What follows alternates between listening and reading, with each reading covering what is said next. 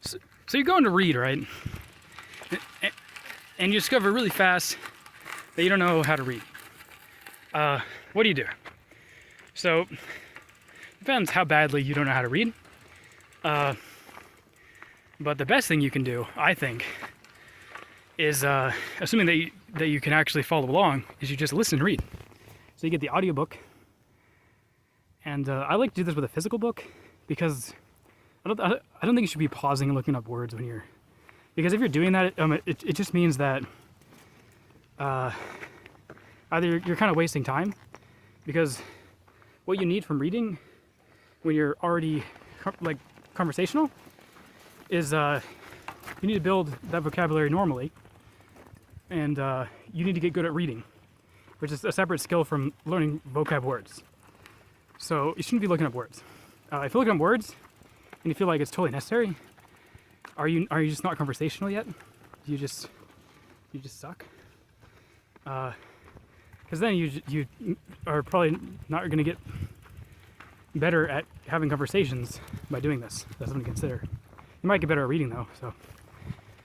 So yeah, the listening reading, super powerful. You can also watch a movie with subtitles, super powerful. But wow, I'm just shining that right into the sun. That's retarded. Let me shine it on my glistening face. There you go. All right, my glistening red face, red neck out here.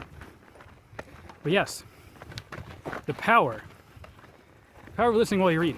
So subtitles, they get you kind of something, but subtitles are kind of weird. It's not the same thing as reading a book. But if you listen and read to some books, you can learn how a narrator sounds in your language. And it is something you have to learn, I think. To be able to have something in your head that sounds like a native sounding narrator while you read, instead of just stumbling over everything and failing to read. It is different, you know? Yeah, just being able to parse words, if you have a language where that's important to do, and just being able to have the right prosody for reading. So you can move on to just silently reading stuff without the audiobook. I think listening reading, super cool. Should definitely do it. Go find some audiobooks today at your local audiobook dealer. What I like to do is, because it's kind of hard to get audiobooks together with a real physical book, is I get as many of both as I can, right? Well, I get as many audiobooks as I can because they're harder to get. And then I get as many digital books as I can, but I prefer a physical book. So then after I've procured these, when I go to get my physical book, I kind of remember all the audiobooks that I have, because I don't have that many really, I just have hundreds. So I was at the library and they had a world languages section, right? So I was there, I was looking at the books in Japanese, and I remembered that I had audiobooks for 2 of them. I was like, great, pulled them out, and now I have the sacred combo. Another thing you do is you can go to a bookstore, if you have one, and you can browse the books and see what's good. And when you find something that's good, you can then see if you can access the audiobook online, just on your phone, right? Yeah, bookstores hate it because it looks like you're gonna just buy their book online instead of buying it at their store, which is pretty lame. But you know, you just screw them. Just look up the freaking audiobook, and if you can find it, then it's a good book to have. So here in America, you can do that with Spanish. Well, I say America like it's the same everywhere, but here in the desert, you can do it in Spanish,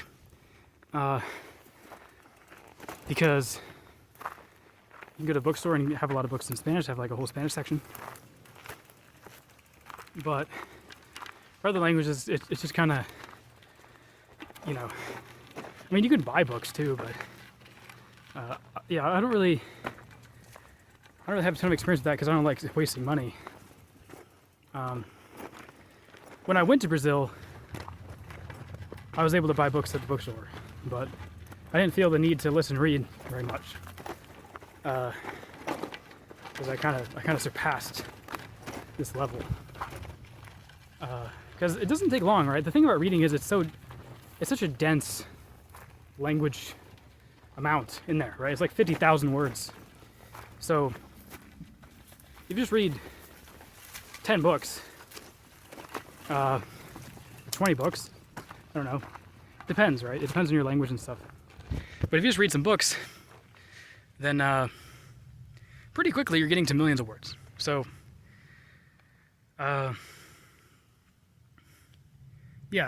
this listening reading stage could take a long time. I know people that study Japanese. The people I know of that have gotten pretty good, they tend to they watch a ton of anime with subtitles, and then they read a ton of like slop with the audio. They do listening reading with the audio.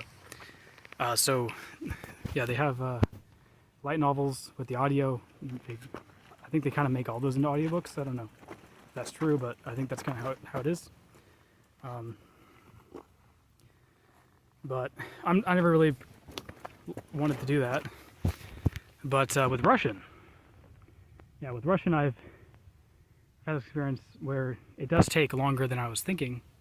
Because with Portuguese, I was like, oh, it's just 10 books, right? And it's more than 10, right? So you have to do a lot of listening, reading together, right? So this is where you're listening to the book while you read it, so that you're not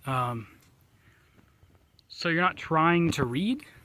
Because when you're trying to read and you don't know how to read, you're just messing up, and there's no corrective element.